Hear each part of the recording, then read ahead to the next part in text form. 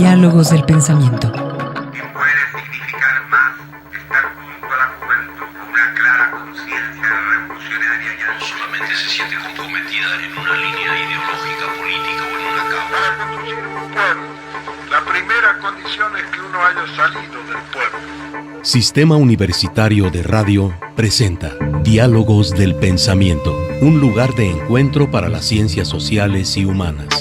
Reflexión, sociedad, investigación, política, análisis, lenguas, debate, historia. Bienvenidos a Diálogos del Pensamiento, el programa radiofónico del Centro Universitario de Ciencias Sociales y Humanidades. Muy buenas tardes, estamos aquí dando inicio a una nueva diada en estos Diálogos del Pensamiento. El tema de esta semana y de la próxima es Torre de Babel de lenguas e idiomas en la universidad. De ello estaremos hablando entonces este sábado y el próximo.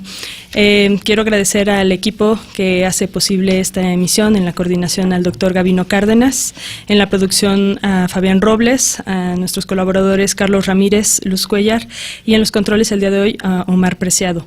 Mi nombre es Almendra Orozco y aquí a mi lado les presento a Igor González. ¿Cómo estás, Igor? Hola, Almendra, buenas tardes al público que nos escucha. Pues para dar inicio a este tema en concreto, el día de hoy, queremos hablar sobre, les comento, las lenguas e idiomas y el papel que cumple en ello nuestra universidad. Les presento a quien nos acompaña a discutir este interesante tema. La doctora Salomé Gómez Pérez es jefa del Departamento de Lenguas Modernas. Ella tiene una formación universitaria en letras, ciencias del lenguaje y en francés como lengua extranjera iniciada por la Universidad de Guadalajara y en la Universidad de Haute-Bretagne, Rennes II. Es miembro del cuerpo académico Discurso, Lenguas y Enseñanza Aprendizaje, en cuyo marco desarrolla proyectos de investigación sobre adquisición de competencias en lenguas extranjeras y además sobre el discurso en el aula. Y también nos acompaña la doctora Dora Meléndez Vizcarra. Ella es maestra en Ciencias de la Educación por el Instituto Superior de Investigación y Docencia para el Magisterio y además es maestra en Teoría e Historia de la Educación y tiene un doctorado en Educación y Sociedad por la Universidad Autónoma de Barcelona. Bienvenida. Gracias. Pues, hola, buenos días. Buenas tardes. Para iniciarla, invitamos a toda nuestra audiencia y aquí a los presentes en cabina a escuchar nuestra primera sección. Ideograma. La histórica Torre de Babel de 7 pisos, construida en Babilonia en honor a Marduk en el siglo XVI antes de nuestra era, es símbolo universal de las aspiraciones humanas para llegar hasta el fondo de la tierra, o bien, extenderse hasta alcanzar el cielo. Tomada por el Génesis como una afrenta a Dios, la Torre de Babel también es símbolo de la dispersión de los pueblos y de la multiplicación de los idiomas como castigo divino, con el propósito de confundir a la gente de la tierra y evitar la comunicación entre ellos. La diversidad lingüística en México es cada vez más compleja. Entre el español y las lenguas originarias se mezclan cada vez más idiomas como el inglés, alemán o el francés. Y esto es algo más bien común en el mundo actual, en donde las distancias son cada vez más cortas, las fronteras se desdibujan e incrementa el intercambio comercial y cultural. Por ello se vuelve cada vez más necesario el aprendizaje y conocimiento de otro idioma.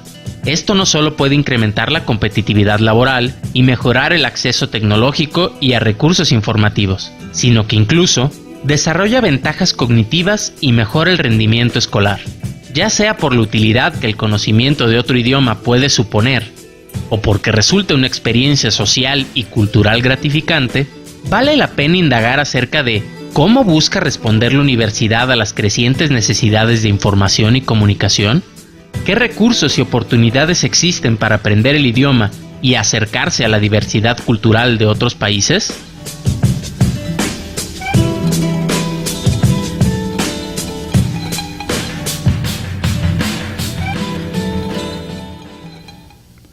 Bien, pues estamos frente a un tema que es, fundamental para el propio desarrollo de la vida, y quizá valdría la pena comenzar con una pregunta que en apariencia es retórica, pero que a lo mejor vale la pena también desglosar la respuesta, es decir, ¿por qué sería importante o no estudiar un idioma distinto al materno?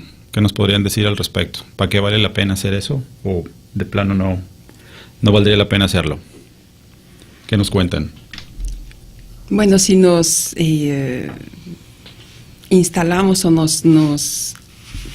desde una perspectiva, pues nos instalamos desde una perspectiva universitaria. Para un estudiante en la actualidad creo que es muy importante tener acceso a otros idiomas, al estudio de otros idiomas, porque pues las características de su programa pueden dirigirlo a querer continuar con sus estudios o a participar en algún proyecto de movilidad, etcétera, lo cual se da cada vez más en nuestro ámbito, al menos en Ciencias Sociales y Humanidades.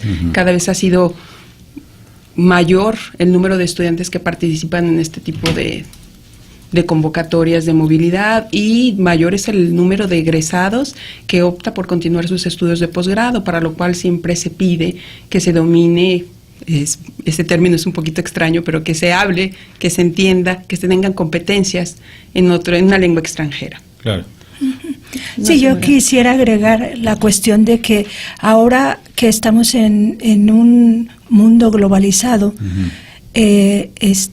y es un mundo en donde la información ya tiene, diríamos, una nueva dinámica, pues resulta obligado que el público, los estudiantes, los académicos, en general, pues las personas sí tengan esta posibilidad de dominio de otras lenguas.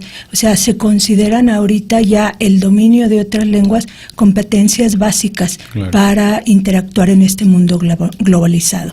Si no hablamos una lengua distinta al español, ¿tendríamos una especie de analfabetismo funcional, por decirlo de alguna manera? No creo, depende en el área en la que te vas a desarrollar. Yo creo que el analfabetismo es más bien lo que tienes que decir y no a través de qué medio. Puedes hablar muchos idiomas y no tener nada que decir. Claro. Eso no tiene nada que ver. Pero me gustaría puntualizar algo que comentaba la doctora Dora respecto a que yo había mencionado los estudiantes, pero creo que en realidad es toda la comunidad académica, porque muchas veces nos enfocamos en los estudiantes, pero creo que los profesores también deberíamos de ser sensibles a aprender otro idioma, porque somos finalmente el medio a través del cual los estudiantes se pueden sensibilizar a otras culturas, a contenidos, a fuentes originales, etcétera. Y mientras tengamos profesores que solo tienen un idioma como base y referencia, evidentemente pues no vamos a hacer significativo el aprendizaje de otro idioma, porque los contenidos siempre van a ser monolingües. Claro. ¿Y cuáles serían las necesidades de los idiomas que han ustedes identificado? No sé si en nuestro estado, a través de los centros universitarios que están instalados, o a lo mejor al interior de en nuestra ciudad, en nuestro centro universitario. ¿Cuáles son los idiomas que más, que se encuentran ahí para aprender, o que los alumnos exigen, la gente exige? Bueno, existe una cierta tradición, e incluso es como una representación social respecto al aprendizaje e enseñanza del inglés, que de alguna manera internacionalmente se ha convertido casi como en una lengua franca, ¿no? Pero en realidad, como hablábamos hace un momento, creo que los otros idiomas tienen muchísimo que ver, otros idiomas que incluso no se consideran a priori lenguas de acceso fácil, como lenguas asiáticas tal como el chino o el japonés, son idiomas que cada vez tienen un público mayor. Ahora pienso en programas que se están desarrollando en Culagos, por ejemplo, de una licenciatura en la que van a tener un número bastante importante, por ejemplo, de japonés. Creo que va a ser la carrera, va a tener como 1000 horas de lengua extranjera japonés y de alemán, etcétera. Yo creo que depende también mucho de los programas y del perfil de egreso que uno quiera que los estudiantes tengan cuando salgan. Pero efectivamente el inglés ha sido una de los idiomas sobre el cual se ha puntualizado más, pero nuestro departamento, por ejemplo, enseña 10, 11 idiomas. Dora, no sé si... Sí, yo creo que ahorita que la Universidad de Guadalajara está muy interesada en fomentar los programas de movilidad, y como decía la doctora Salomé, no solo de estudiantes, sino también de académicos, pues es básico el que se tenga un dominio de lenguas extranjeras. Y bueno, también se habla mucho del proceso tan importante de internacionalización que la Universidad de Guadalajara tiene que enfrentar para poder recibir huéspedes de cualquier otro país, así como enviar personal académico y estudiantes a un sinnúmero de programas en el extranjero. Hay Podríamos pensar entonces que hay, ya nos dijeron una serie de razones por las que vale la pena incorporar un idioma distinto, ¿no? al español, un idioma distinto al materno, por lo menos. Hay una demanda entonces en este sentido por parte de la sociedad en general y de manera particular por parte de la comunidad universitaria, y es muy interesante que digas, Salomé, que no solo los estudiantes, pues, sino además nosotros los académicos deberíamos estar considerando conocer 1, 2, 3 o las que podamos, ¿no? Lenguas distintas al español. ¿Hay una demanda específica? Pues específica, yo pienso que dependiendo del área de origen, del área disciplinar de origen, sí hay una demanda, pero respecto, para volver un poquito nada más a lo del inglés, sí me gustaría también puntualizar que muchas veces hay una creencia de que las personas hablan o hablamos inglés. Es también como que la gente cree que habla y cuando hace un examen se da cuenta que no. Entonces también es como una representación por ahí flotante, ¿no? De que la gente dice, no, es que yo hablo inglés y quiero aprender otro idioma. Y en realidad muchas veces creen que hablan inglés, o creemos porque tenemos un contacto más o menos continuo, frecuente, y entendemos algunas cosas. Pero hablar inglés, ¿para qué? Por ejemplo, para objetivos universitarios son competencias específicas, ¿no? Alguien que se va a ir de intercambio tiene que desarrollar competencias específicas para desarrollarse en un medio universitario que no cualquier hablante, incluso de una lengua materna, puede tener. Entonces, hablar un idioma implica considerar muchos aspectos. Yeah.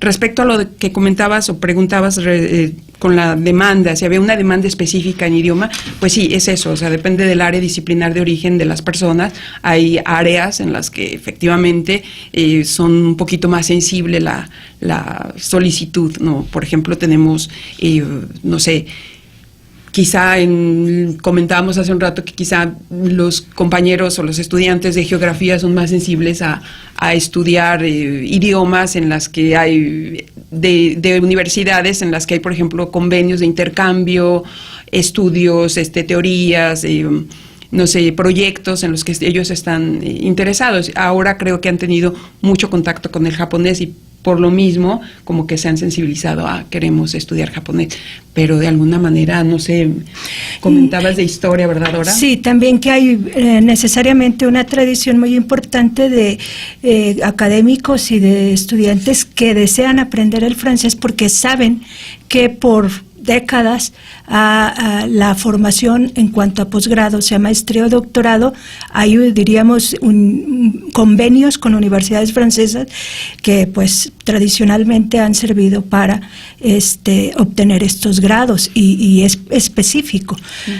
Ahora, yo sí quisiera comentar, creo que es un dato importante de que el Centro Universitario de Ciencias Sociales y Humanidades ya tiene varios años que estableció que en cualquier programa educativo, es decir, en cualquier oferta de licenciatura, sea cual fuera, de cualquier departamento o división, en su plan de estudios integrara una lengua extranjera o lengua extranjera para poder tener la apertura para estudiar otra lengua. Les digo esto porque hubo un momento en donde solo la División de Estudios Históricos y Humanos y todas las licenciaturas que abarcaba era quien se interesó en su momento en que tuvieran curricularmente la lengua extranjera en su plan de estudios. Pero después hubo al interior del centro universitario hubo reconocimiento de que no es solo para una división, debería de ser para cualquier programa educativo, y de ahí se decidió, cuando hubo proceso de actualización de planes de estudios, que finalmente se decidió que cualquier programa de licenciatura de CUSH tuviera como lengua extranjera en su plan de estudios. Excelente. De hecho, bueno, nos comentaban que somos un centro universitario privilegiado precisamente por este hecho. Vámonos a nuestro primer corte y quédense con nosotros. Enseguida retomaremos este tema. Les recuerdo nuestros teléfonos que están abiertos para ustedes, para cualquier duda, comentario que tengan en torno a esto. Háblenos para decirnos si ustedes han estudiado algún idioma, qué idioma les interesa. 31 34 22 22, extensiones de la 12-801 a la 12-803. Enseguida regresamos. Diálogos del Pensamiento, el espacio de las ciencias sociales y humanidades. Continuamos.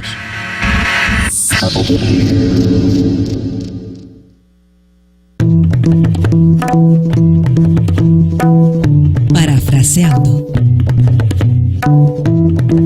Todas las lenguas del mundo se agrupan en familias según su origen, presentando características similares al interior de cada grupo.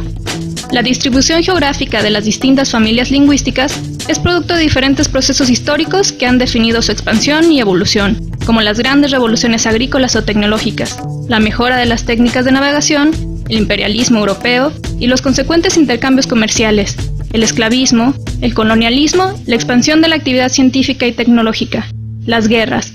Todos han provocado la mezcla o desaparición de lenguas maternas y la creación de nuevos códigos lingüísticos. Se estima que en la actualidad existen cerca de 7.000 lenguas diferentes en todo el mundo. Sin embargo, solamente 23 de estas son los idiomas más hablados. Entre ellos destaca el chino como el que tiene más hablantes con más de 1.000 millones. El español le sigue en segundo lugar, con 399 millones de hablantes y con una gran presencia en diversos países. Sin embargo, es el inglés el que presenta una mayor expansión, diseminado en más de 110 países y siendo además el idioma más estudiado en todo el mundo.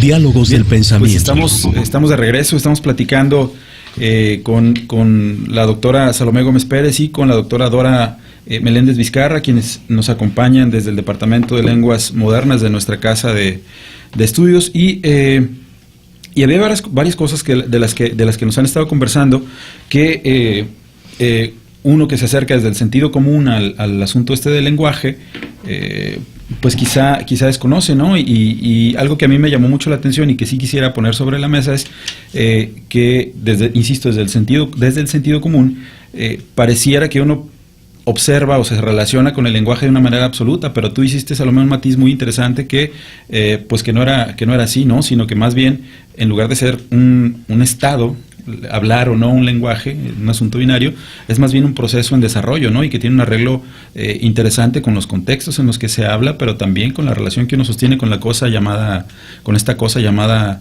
lenguaje. ¿Cómo podemos entender esta relación? ¿Cómo podría clasificarse de alguna manera? Pues mira, es interesante porque el lenguaje puede ser un objeto de estudio en sí para alguien que se especializa en el estudio del lenguaje. No sé, lo pienso desde mi perspectiva de mis estudios en lingüística, etcétera. Puede ser un objeto de estudio, pero también puede ser un medio para hacer otras cosas. Pero eso, cómo nos relacionamos con un objeto, resulta incluso con cosas materiales, ¿no? Un cuchillo sirve para cortar, pero cuando no tienes un martillo te sirve para clavar algo, o te sirve para abrir algo, no sé, en fin.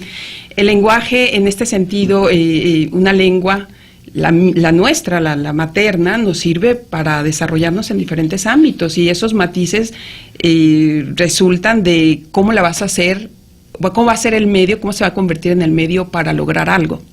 Entonces, desde ese sentido, pues no es algo absoluto. Claro. Tú vas haciendo que las competencias que tú tienes se incrementen, se especifiquen según las necesidades que tú tienes como usuario de ese sistema. Les replanteo la pregunta. Entonces, en este sentido, ¿cómo doman la complejidad del lenguaje como para traducirla a un proceso muy específico que tendría que ver con el de la enseñanza y el aprendizaje, ¿no? ¿Qué nos podrían platicar al respecto? Pues ahí las habilidades. Sí, yo creo que sí. Cuando hablamos de proceso de aprendizaje de lenguas extranjeras, necesariamente vamos a enfrentarnos a que el idioma o la lengua que estamos queriendo aprender, que nosotros le llamaríamos lengua meta, se presenta en una diversidad de habilidades o competencias, y de allí que muchas veces exista la pregunta de que el curso de X idioma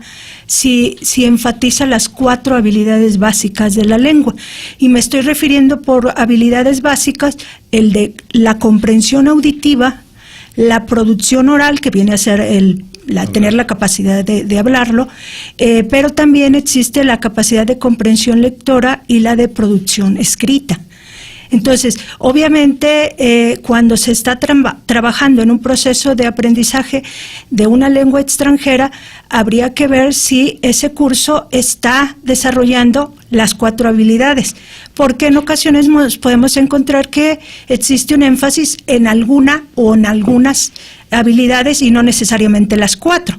Y, por ejemplo, para propósitos de intercambio estudiantil, en el caso de nuestros alumnos de licenciatura, pues nosotros evidentemente recomendaríamos que su curso de lengua extranjera tuviera un énfasis en las 4 habilidades, porque cuando vayan a otra universidad en el extranjero les van a demandar no solo comprender el idioma, sino también producirlo, hablarlo, pero también, bueno, lo van a estudiar y van a leer mucho y les van a pedir ensayos escritos y les van a pedir tareas. Entonces, diríamos, esa es la posibilidad completa.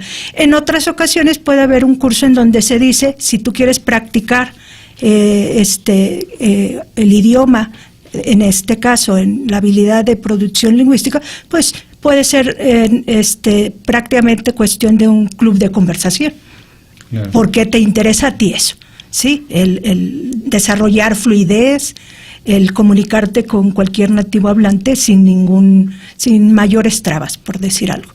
Cabe mencionar aquí que estas habilidades de producción y de expresión tanto oral como escritas no van separadas, o sea, no es que se aprendan separadas, y desde que se ha, digamos, regulado un poco todo el aprendizaje a través de referenciales internacionales como el Marco Europeo Común de Referencia para el Aprendizaje y Enseñanza de Lenguas y Culturas, que adopta una perspectiva mayoritariamente accional.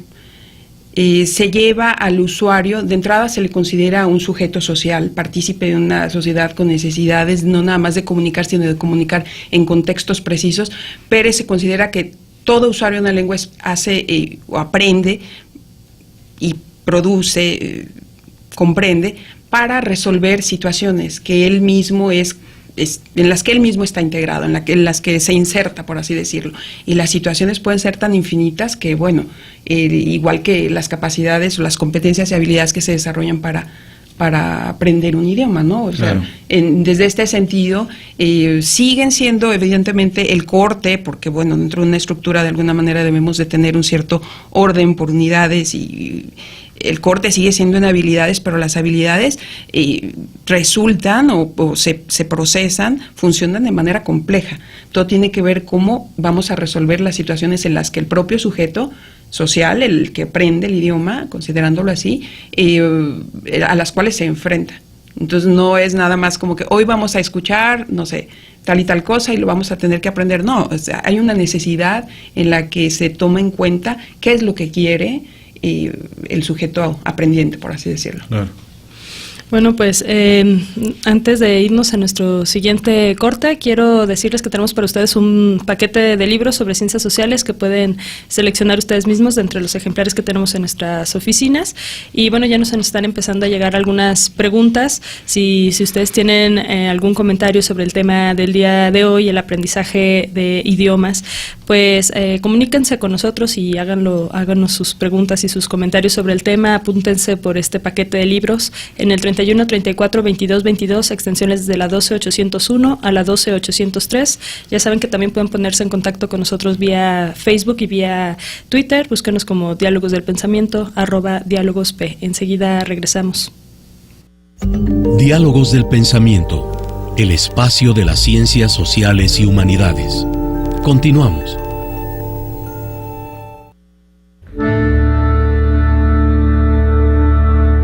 Parafraseando. Todavía hace un tiempo, en rigor no hace tanto, las soledades solas, cada una en su hueco, hablaban una sola deshilachada lengua, que en los momentos claves les servía de puente. O también una mano, una señal, un beso, acercaban al solo la soledad contigua. Y una red solidaria de solos conectaba las geografías y las esperanzas. En el amor y el tango los solos se abrazaban, y como era de todos el idioma del mundo, podían compartir la tristeza y el goce, y hasta se convencían de que no estaban solos. Pero algo ha cambiado, está cambiando. Cada solo estrenó su nueva cueva, nuevo juego de llaves y candados, y de paso el dialecto de uno solo. Ahora cuando bailan los solos y las olas, ya no se enlazan, guardan su distancia. En el amor se abrazan, pero piensan en otro abrazo, el de sus soledades. Las soledades de Babel ignoran. ¿Qué soledades rozan su costado? Nunca sabrán de quién es el proyecto, de la torre de espanto que construyen. Así, diseminados pero juntos, cercanos pero ajenos, solos codo con codo, cada uno en su burbuja, insolidarios, envejecen mezquinos como islotes, y aunque siga la torre cielo arriba, en busca de ese pobre Dios de siempre, ellos se desmoronan sin saberlo soledades abajo, sueño abajo. Las soledades de Babel, de Mario Benedetti. Bueno, pues estamos aquí de regreso, hablando con la doctora Salomé Gómez y la doctora Dora Meléndez. Pues ellas vienen del Departamento de Lenguas de nuestro centro universitario, y en el primer bloque nos hablaban de un poco de cómo responde a las necesidades del aprendizaje de lenguas o de idiomas dentro de nuestro centro universitario. Pero cómo responden también a las necesidades de la población, desde la formación que ustedes imparten, de las carreras que tienen. Por ejemplo, sé que en lo que más se centra el trabajo del departamento es en la formación de profesores, ¿no? Con esto se buscaría entonces dar respuesta a una necesidad en sí de la población. Sí, verdaderamente nosotros tenemos 3 programas de licenciatura, todos ellos en el área de formación docente, 2 en el área de inglés, 1 en el área de francés. Me estoy refiriendo, por ejemplo, a la licenciatura en didáctica del francés como lengua extranjera para el caso de este idioma, y me estoy refiriendo a 2 programas, uno escolarizado y otro semiescolarizado, que es la licenciatura en docencia del inglés como lengua extranjera, y que, básicamente desde su creación todos estos programas tienen como meta la formación de personal docente para la enseñanza de lenguas extranjeras a un nivel de licenciatura, a un nivel de profesional, dado que previamente a la creación de este tipo de licenciaturas en la Universidad de Guadalajara no había ningún programa educativo que ofreciera formación docente. Por otro lado, respondemos a las necesidades de enseñanza, de impartición de cursos de lenguas extranjeras a través de diferentes programas. Hay un programa que se llama de cursos intensivos, en los que se enseña lengua extranjera al público en general, es a público abierto. Tenemos también el programa abierto de lenguas, en donde se imparten cursos de inglés y de francés por parte de los estudiantes que ya tienen competencias de formación de profesores de los programas de las licenciaturas. Ellos imparten esos idiomas al público en general. Y también tenemos el Centro de Lenguas Extranjeras, que imparte, no es al público en general, es a público universitario, pero imparte estas 10 lenguas que les comentábamos a la población universitaria que tiene dentro de su programa de estudios la obligación de estudiar una lengua extranjera. ¿Nos pueden decir cuáles son las lenguas para los que nos escuchan? A lo mejor les interesa. Sí, empezamos por las europeas, o las que son inglés, francés, alemán, portugués, italiano, catalán. Estudiamos también, o se enseña también japonés, chino, se enseña español, se enseña hindi, se enseña náhuatl. Una gran variedad. Justamente, de hecho, Arturo Ayala, él es egresado de la universidad y nos pregunta que dentro del tema que estamos abordando, si hay algún programa o servicio dirigido para ellos o en el que él pueda participar. ¿El dónde estudia, perdón? Dice que es egresado de la universidad. Bueno, yo creo que los cursos intensivos, los cursos de PAL también le pueden servir. Los intensivos se imparten en un calendario que es sabatino o de verano. Entonces él puede acudir al departamento de lenguas e inscribirse en esos cursos. Son para el público en general, ¿verdad? Para el público en general, efectivamente. Y son sabatinos. Son sabatinos y también hay en verano que son muy intensivos. Se cursa el mismo número de horas que en los sabatinos de manera semestral, pero compactados a los 2 meses de verano. Excelente, excelente. En el CUSH, en el Centro Universitario de Ciencias Sociales y Humanidades, de la normal. Sí, así es. Muy buena información. Sí, el programa abierto de lenguas también está impartiendo, al menos en el área de francés, ya se inició a impartir cursos de francés en las escuelas primarias, porque dentro del programa de las escuelas de tiempo completo, la SEP nos ha solicitado, pues les dan cursos de diferente orden a los niños, de arte, creatividad, de deportes, etcétera, y también tienen cursos de idiomas. Entonces nos ha solicitado maestros de inglés y de francés que han ido a las escuelas primarias, están yendo a las escuelas primarias y ha sido todo un éxito porque los niños están así como fascinados y los maestros de los niños también, porque ya se hicieron ellos mismos estudiantes de la lengua. ¿Hay alguna edad interesante o más que interesante, propicia para aprender un idioma? Bueno, propicia en sí, yo creo que la puedes aprender tanto. El esfuerzo que hagas, yo creo que es lo que cambia la inversión de tiempo y demás, pero quizá Dora, que es especialista en el aprendizaje y adquisición, a lo mejor ella nos puede decir más. Sí, bueno, obviamente cuando se habla de la lengua materna, siempre hay una edad propicia que es los primeros años de vida, ¿sí? Pero para el caso de lenguas extranjeras, en realidad eso es muy relativo. Se creía mucho que, diríamos, los niños tienen más facilidad de aprender una segunda lengua o lenguas extranjeras, y en realidad las investigaciones que se han llevado a cabo ya se ha deducido que en realidad no representa gran ventaja el que se inicie a temprana edad con el aprendizaje de una segunda lengua o de una lengua extranjera, porque en realidad, bueno, es claro que tenemos ejemplos básicos de personas que iniciaron a estudiarlo en la adolescencia o aún en la edad de joven adulto y la domina sin ningún problema, igual que el niño que la inició a temprana edad.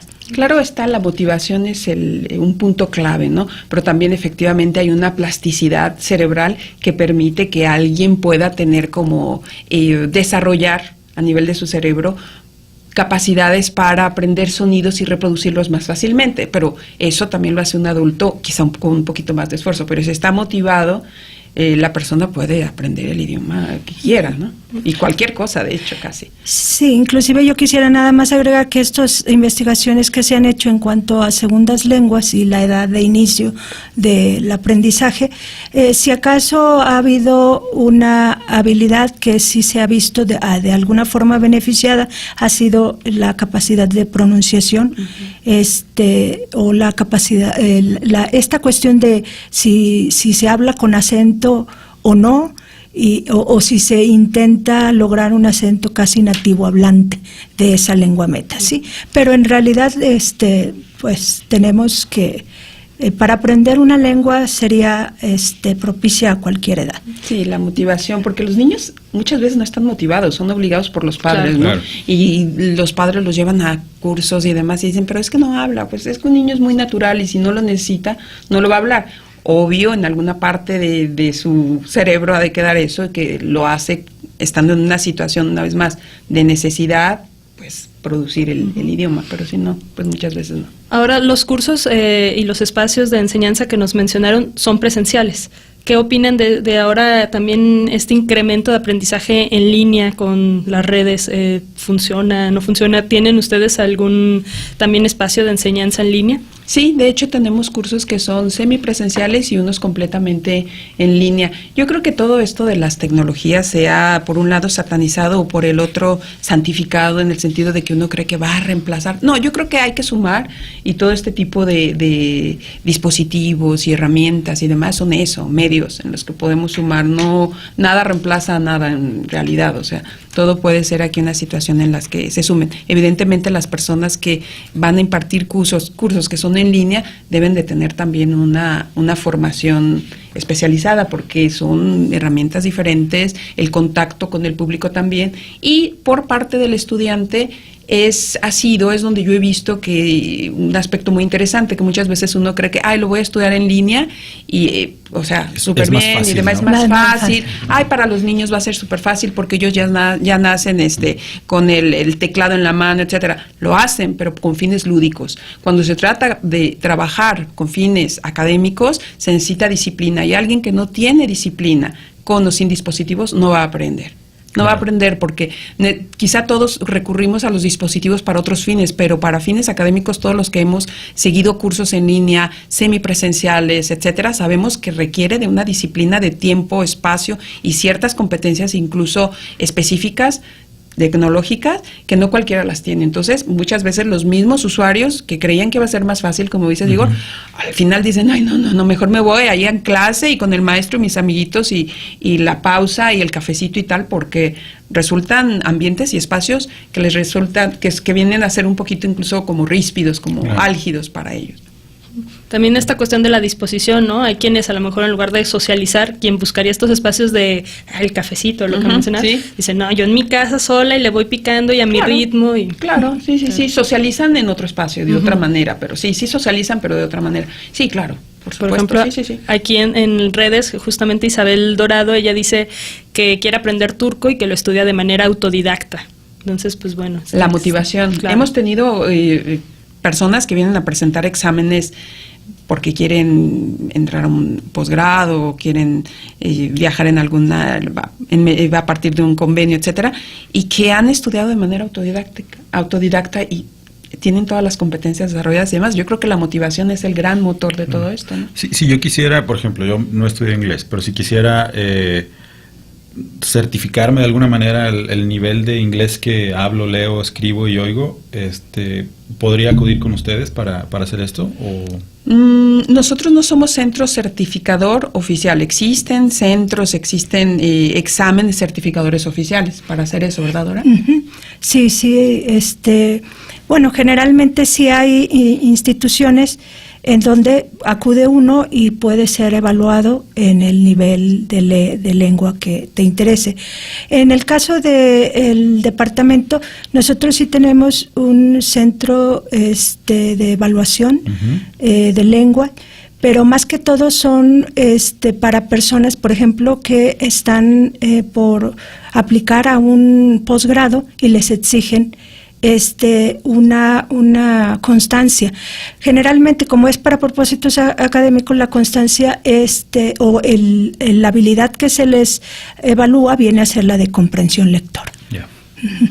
Pero sí, efectivamente, tal cual como centros certificadores oficiales, internacionales y demás, no somos centro, pero sí tenemos un centro de evaluación de competencias lectoras, que de hecho recurren personas de todas partes, de hecho incluso fuera de la universidad, para venir a evaluar su nivel, y una vez que tienen esa constancia pueden ingresar o egresar, depende cuál sea el requisito, a su programa, o participar en convocatorias, ¿no? Cuando se van estos chicos de Proyecto 100.000, que tenemos muchísima gente que viene a presentar los exámenes porque es un requisito muchas veces.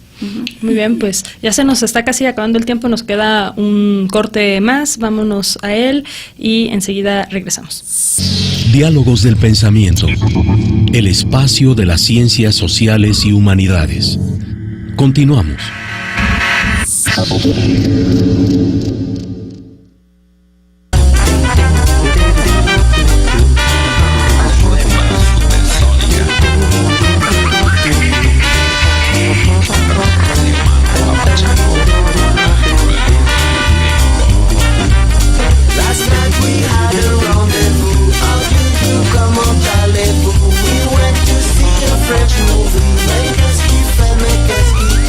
You really got a hold on me. I wanna hear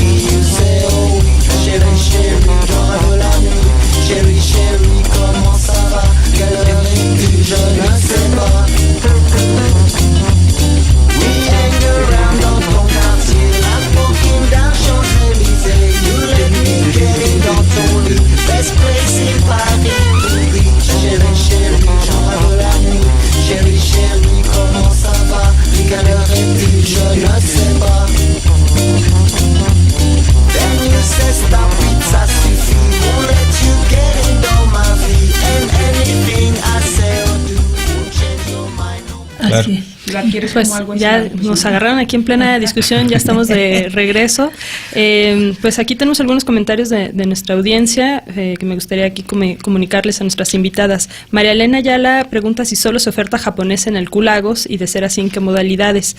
Ahorita nos van a responder esto, María Elena. Y Eduardo Montaño, él pregunta cómo se relaciona el aprendizaje de estos idiomas con el desaprendizaje de lenguas propias del país y qué proyectos tienen en relación de la enseñanza del español, por ejemplo, a indígenas. Bueno, yo para Marilena le diría que lo que comenté de Q-Lagos es algo que está en proceso. Todavía esa licenciatura la tienen en procesos, no sé si ya esté aprobada, etcétera, pero es un proyecto bastante interesante. Y respecto al japonés, en nuestro centro se enseña japonés. Existe el Centro de Estudios Japoneses que está muy ligado en el aspecto de enseñanza-aprendizaje del japonés con el Centro de Lenguas Extranjeras, que es parte de nuestro departamento. Entonces puede acudir al CUCSH y ahí le podemos dar informes, etcétera. Desde allá le podemos decir que, bueno, son calendarios semestrales, aunque también hay cursos al público, tanto sabatinos en este calendario no, pero de verano sí hay. Pueden llegar al CUCSH y preguntar por el Departamento de Lenguas Modernas. Se va al Centro de Lenguas Extranjeras, que está ahí mismo, y ahí le dan todos los informes, efectivamente. La otra pregunta, no recuerdo qué decía. Eduardo Montaño dice cómo se relaciona el aprendizaje de estos idiomas con el desaprendizaje de lenguas propias y si tienen algún proyecto en relación de enseñanza español, por ejemplo, indígenas. Mira, el comentario, pregunta que él hace, ya tiene una implicatura ahí de que aprender un idioma te desaprende otro. Esa es una perspectiva quizá personal que él tenga, pero yo disiento un poco de eso, porque es todo lo contrario, al menos en mi experiencia. Más idiomas, más sistemas, más culturas, más otros y más integras la alteridad en tu vida, más te enriqueces, salvo que decidas hacer lo contrario. Es decir, tener un proceso de aculturación, cambiar una por otra, lo cual es un poquito artificial. Me parece que es más natural enriquecernos y adaptarnos. El ser humano siempre lo ha hecho a lo largo de su vida y en todos los ámbitos, que estar quitando y poniendo. Las culturas, las lenguas son algo vivo y no se quita y se pone, se integran, permean. Entonces es muy difícil alguien, por ejemplo, que ha vivido en otra parte, no haber adquirido ciertas cosas e integrarlas y hacerlas, de hecho, de otra manera que la hacía tanto el nativo como él las veía antes. O sea, son procesos muy complejos, no es nada más quitar y poner. Pero no es un juego de suma cero, ¿no? El aprender un lenguaje no es tal cual un juego de suma cero, en lo que aquello que adquiero va a eliminar algo que ya tenía de antemano, sino que más bien reconstituye lo que soy y lo que pienso, quizá, no sé. Sí, y respecto al otro aspecto del español para indígenas, en realidad muchos de los mexicanos que hablan lenguas indígenas como lengua materna se han incorporado a sistemas de educación pública y tal, en los que aprenden, supongo que en bilingüe, los dos idiomas, pero es verdad que muchas veces los maestros que les enseñan a veces no tienen la formación del español, que para ellos es lengua extranjera, porque no es su lengua materna.